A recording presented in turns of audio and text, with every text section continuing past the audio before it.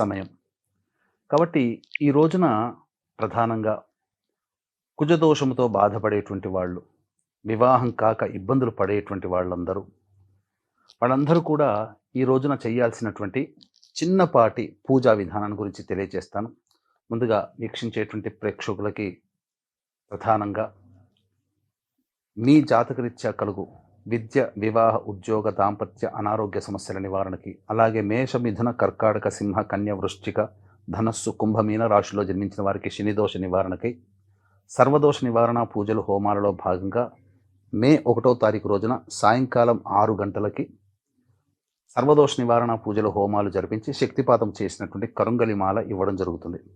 అవకాశం ఉన్నటువంటి వాళ్ళు మే 1వ తారీఖు సాయంకాలం 5 గంటల లోపల స్క్రీన్పై కనిపిస్తున్న నెంబర్కి కాంటాక్ట్ చేసి మీ గోత్రనామాదులు నమోదు చేసుకోవచ్చు.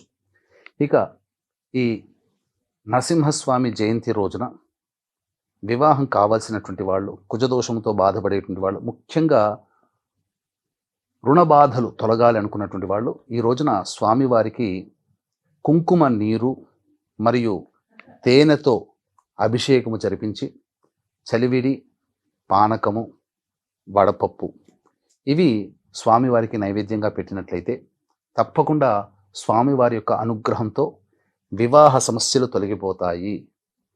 విశేషంగా అవకాశం ఉంటే లక్ష్మీ నరసింహస్వామి వార్ల కళ్యాణాన్ని జరిపించండి ఈ రోజున.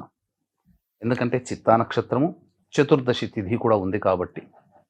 అలాగే ప్రధానంగా లక్ష్మీ నరసింహస్వామి కరావలంబ స్తోత్రాన్ని ఒక 108 సార్లు వీలైతే మీరు పారాయణం చేయండి.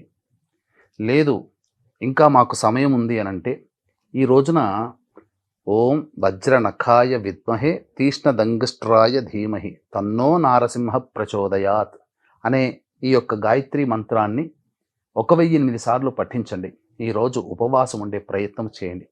తప్పకుండా ఆ స్వామి వారి యొక్క దివ్య అనుగ్రహంతో ఇప్పుడు చెప్పినటువంటి సమస్యల నుంచి సత్వరమే పరిష్కారం లభిస్తుందని చెప్పవచ్చు.